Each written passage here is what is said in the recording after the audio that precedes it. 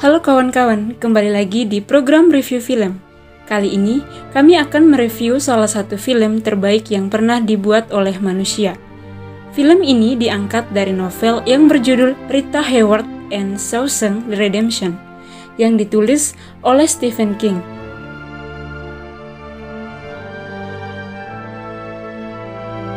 Film ini memiliki rating yang sangat tinggi di IMDb, yaitu 9,3 dari 10 skor. Film drama Amerika Serikat ini disutradarai oleh Frank Darabont dan dibintangi oleh Tim Robbins yang berperan sebagai Andy Dufresne dan Morgan Freeman yang berperan sebagai Red. Sebuah film yang menceritakan tentang seorang bankir di Maine, Amerika Serikat, yaitu Tuan Andy Dufresne yang dipenjara akibat tuduhan membunuh istrinya yang ketahuan berselingkuh dengan seorang pemain golf profesional, Glenn Quentin. Saat ditanya oleh jaksa di pengadilan, Andy terus meyakinkan jaksa dan bersikeras bahwa dirinya tidak bersalah apalagi membunuh istri dan kekasih gelapnya. Namun, jaksa ini berhasil meyakinkan hakim dengan memberikan sebuah barang bukti, yaitu peluru yang ada di TKP pembunuhan, sama persis dengan peluru yang ada di pistol Andy. Pada era 1940-an, negara bagian Maine belum ada sistem hukuman mati, sehingga Andy dipenjara selama 20 tahun akibat tuduhan tersebut. Di penjara, tahanan yang bernama Shawshank, Andy dipenjara bersama para pelaku kriminal lainnya. Dalam keadaan diborgol, mereka kemudian dituntun dan diperkenalkan kepada kapten penjaga Hadley dan sipir penjara Norton. Setelah perkenalan, para napi dimandikan dan diberi pakaian, kemudian disuruh masuk ke kamar masing-masing. Setiap gerak-gerik mereka dipantau oleh sipir penjara. Di penjara, Andy bertemu dengan Red, yang akhirnya akan menjadi sahabatnya. Di dalam penjara, Andy tidak pernah berkomunikasi dengan siapapun. Sampai akhirnya ia bertemu dengan Red, barulah dia mengeluarkan suaranya. Seiring berjalannya waktu, pada tahun 1949, Andy mendengar bahwa kapten penjaga Hadley mengeluh tentang pajak warisannya, hingga kemudian Andy membantu dia dan memberitahu tentang sistem keuangannya. Meskipun di sini dia membantu kapten, Andy terus diganggu oleh The Sisters yang merupakan geng homoseks. Kehidupan di penjara sangatlah menyiksa Andy. Ia seringkali dipukul oleh geng homoseks dan pemimpinnya, Box, hingga nyaris tewas dan harus dirawat di rumah sakit selama beberapa minggu. Karena kejadian tersebut, Hadley menghukum Box dan menghajarnya hingga dia harus menghabiskan sisa hidupnya dalam kursi roda dan dikirim ke penjara lain.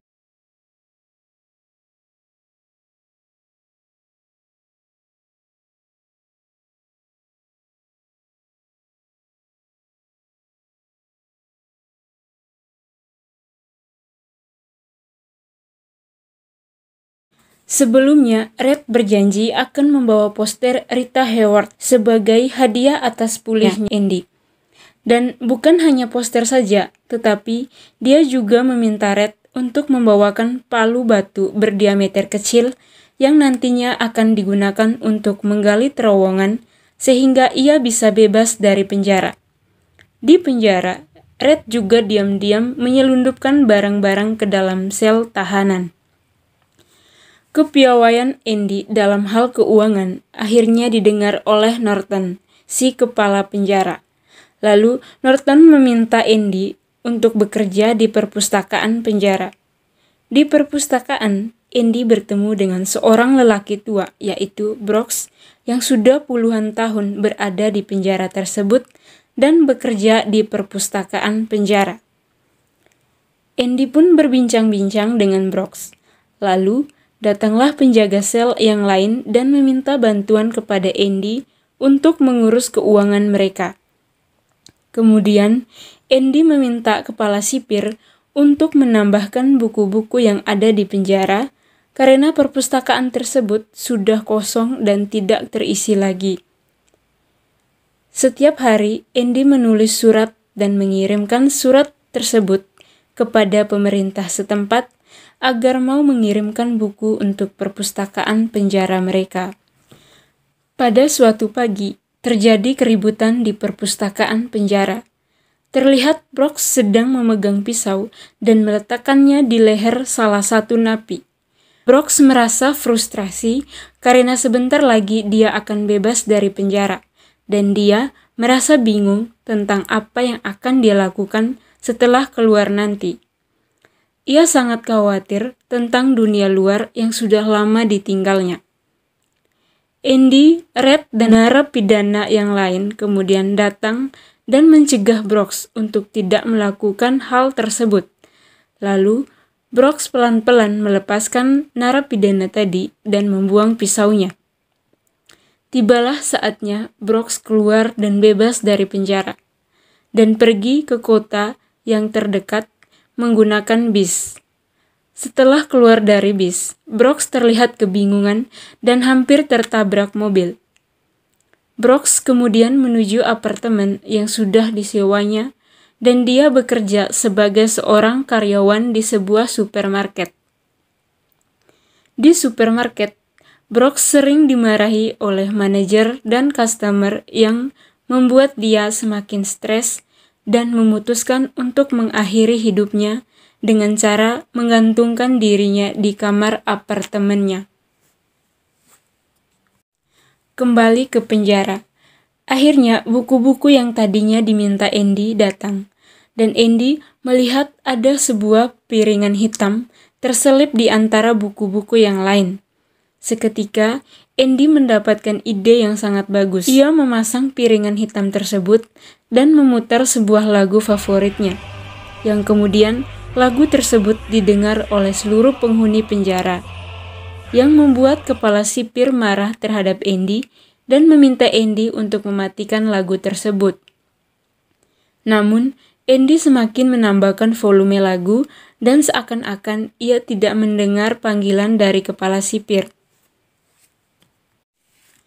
dan membuat dia semakin marah hingga menyuruh penjaga memecahkan kaca pintu perpustakaan. Kemudian Andy dihukum dan dipindahkan ke ruangan sel isolasi selama 2 minggu. Setelah selama 18 tahun Andy di penjara, ada seorang narapidana yang baru. Narapidana itu bernama Tommy.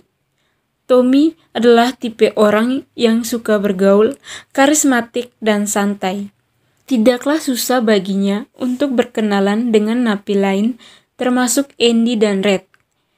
Tommy juga menceritakan kepada Andy dan Red bahwa dirinya sudah pernah keluar masuk penjara sejak ia berusia 13 tahun.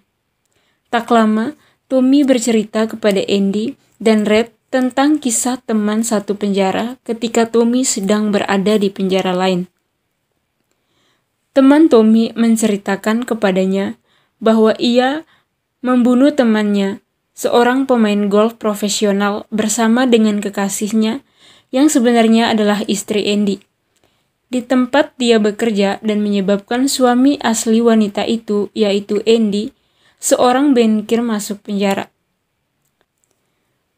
Setelah mendengar cerita Tommy, Andy langsung bertemu dengan sipir penjara dan mengatakan bahwa ia tidak membunuh istri dan kekasih gelapnya, dan ia meminta keadilan kepada kepala sipir.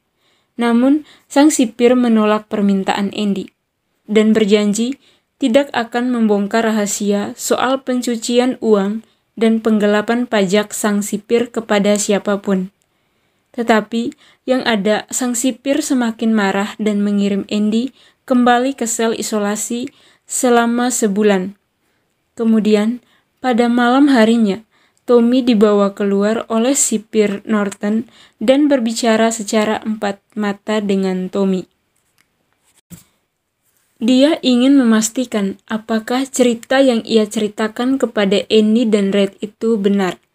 Lalu, Tommy pun menjawab bahwa cerita itu benar adanya. Tidak lama kemudian, kepala penjaga Hadley menembak Tommy dan akhirnya Tommy pun meninggal. Sipir Norton kemudian datang menemui Andy dan menceritakan kepada Andy bahwa Tommy sudah ditembak karena mencoba melarikan diri dari penjara. Andy pun keluar, lalu menemui Red dan berbincang-bincang bahwa ia mempunyai cita-cita. Jika keluar dari penjara, ia ingin membuka sebuah hotel kecil dan persewaan kapal di pantai Meksiko. Keesokan paginya, seperti biasa, penjaga mengabsen semua napi. Namun, ketika penjaga memanggil nama Andy, Andy tidak menjawab. Setelah mengecek kamar sel Andy, ternyata kamar Andy sudah kosong dan Andy menghilang.